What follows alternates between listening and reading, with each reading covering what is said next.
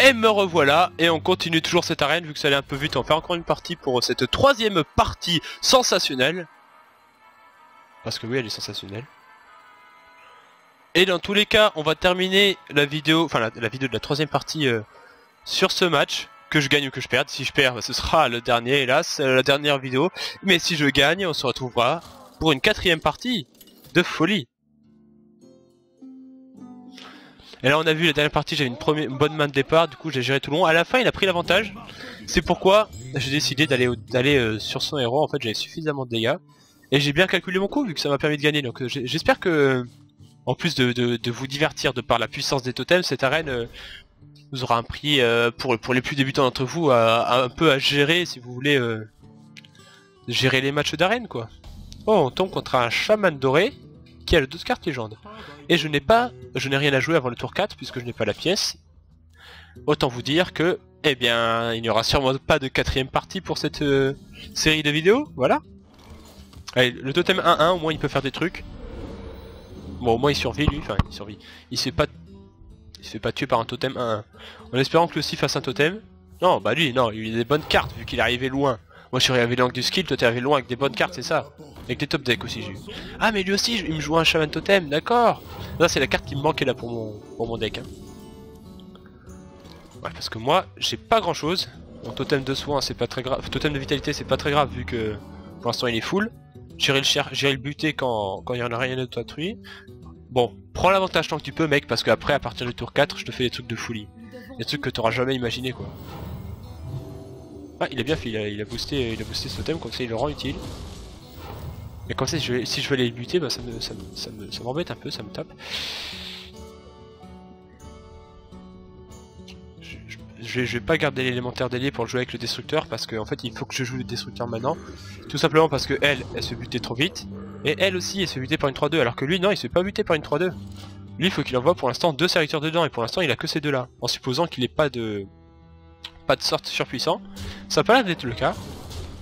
Donc au moins je vais cligner ces deux plus gros trucs sauf que lui aussi il a un destructeur garde du feu. Sauf que lui il a 7 points d'attaque. Et sauf que moi du coup j'ai à nouveau 4 points de mana mais bon ça c'était prévu. Et j'ai pas trop le choix, je suis obligé de jouer elle sans rien d'autre à côté quoi. Ça m'embête un peu. Je vais peut-être jouer la mystique de Kezan. Parce que vu qu'il a pas de secret, il a rien à 3 points d'attaque, donc je me dis que c'est pas forcément. Enfin, pas forcément mieux qu'une 4-4 quoi. Je vais essayer de la garder pour plus tard.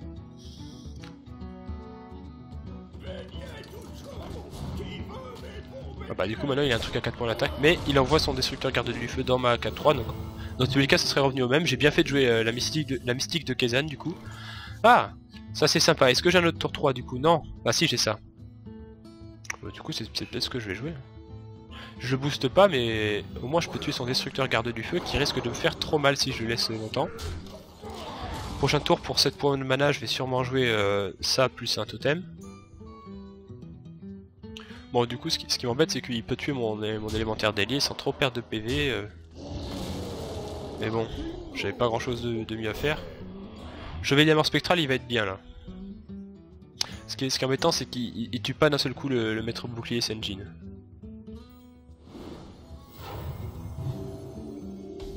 Bon. Est-ce que le crash vase est mieux? Je pense. Je pense que le crash vase est mieux. Quoique... Si, parce que... ouais.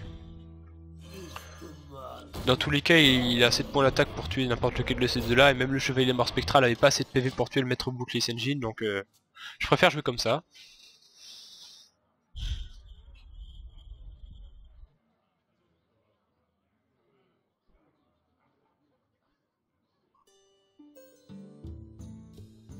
Donc bon, pour l'instant c'est lui qui me malmène, mais ça c'est tout simplement parce que j'ai rien eu à jouer avant le tour 4. Mon deck est pas très fort en fait, parce qu'il y a beaucoup de gros serviteurs, donc je me reprends en fin de partie, mais en début de partie c'est trop dur quoi, donc des fois ça passe pas. Ça dépend s'il me joue un truc violent, là c'est comme les autres matchs, sauf que là il a 7 cartes en main, non, pas 7, 6 cartes en main, donc il y a des chances pour qu'il ait un truc méchant quoi. Orion de lave. Au moins il profite pas de l'enlevage de la suppression de la surcharge, pardon, l'enlevage. Oulala, comment je parle. Bon ouais, Et comment tu fais les 3 points de dégâts restants? T'as de quoi les faire donc. Ah, il y a peut-être rien d'autre à jouer ce tour-ci. Ce serait cool. C'est pas si mal qu'il envoie le maître bouclier Senjin parce que là du coup en fait tous ses serviteurs sont à portée de mon chevalier mort spectral. Bon, il avait autre chose à jouer.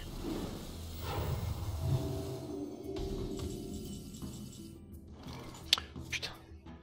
Bon, si j'arrive à poser des totems, j'aurai de quoi les booster en PV. Bon, je vais quand même jouer le chevalier mort spectral. Elle, si je peux faire totem plus elle, mais elle sera 6-6. En fait, les 2 points d'attaque qu'elle aura en plus du chevalier mort spectral seront pas utiles.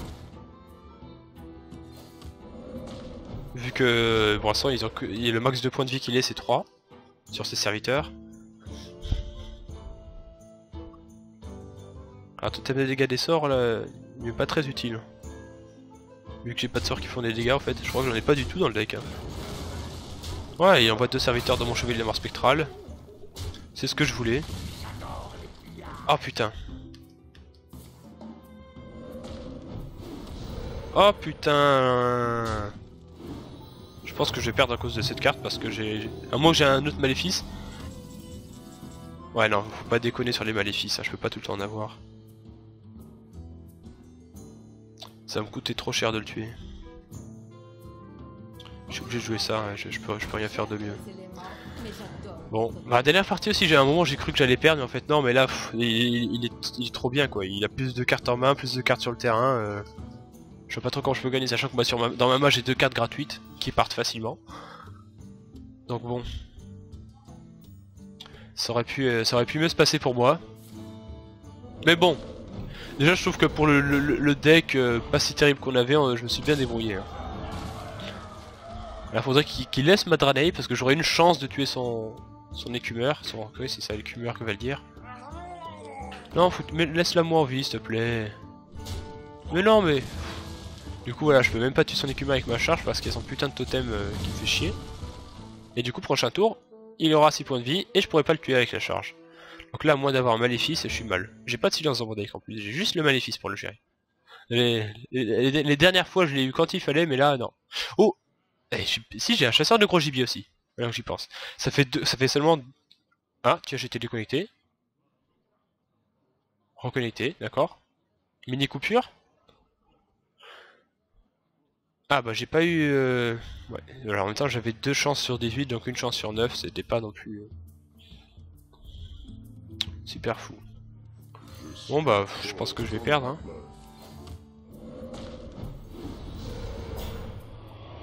Est-ce que j'ai l'intérêt de booster 2 fois, de booster à 6 PV? De toute façon lui il va le tuer donc non.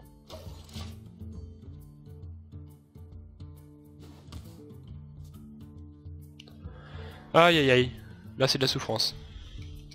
J'ai pas de dégâts de zone dans mon deck, c'est ça qui me manque aussi. En même temps on m'a juste proposé une tempête de foudre, hein, c'est pas fou. En même temps il y a que la tempête de foudre et le nouveau sort de chaman en dégâts de zone je crois. Je sais plus comment ça s'appelle, le truc de fou là. Ouais vas-y booste-le encore, il est pas assez boosté, t'as raison. Voilà, chasseur de gros gibier, ils m'aident beaucoup. Ils m'aident énormément parce que ça pose du board en même temps. Le seul problème c'est que je l'ai pas pioché. Alors si j'ai pas de totem de provocation il me met 12, il me met 13. Rien qu'avec ses serviteurs. Elle je vais pas la poser sinon elle va juste se faire buter par un golem inutilement. Donc j'ai pris pour avoir le totem qui a la provocation, non c'est pas ça. Là bientôt même le chasseur de gros gibier ne me sauvera plus. Hein. J'en ai bien peur. Ça se trouve il a de quoi me tuer, il a des sorts en plus lui, contrairement à moi. Ah il a Alakir carrément. Bah oui. Qui n'a pas Alakir dans un deck chaman? Moi aussi je suis con de pas l'avoir mis dans un deck chaman en arène. Bon, bah bon, c'est pas très grave, je m'énerve pas trop, j'ai eu beaucoup de chance moi dans les parties précédentes donc... Tiens, du coup j'ai un petit bug. Je vais sûrement être déconnecté en fait parce que j'ai une coupure pendant la partie. Et du coup vu que Frappe s'enregistre, ça fait chier le jeu apparemment. Mais j'ai envie que vous voyez le booster que je vais ouvrir. Hein, et que j'ai envie que vous voyez ma récompense. Hein. Enfin, c'est pas le truc le plus intéressant mais c'est toujours ce qu'on va voir. Ah voilà.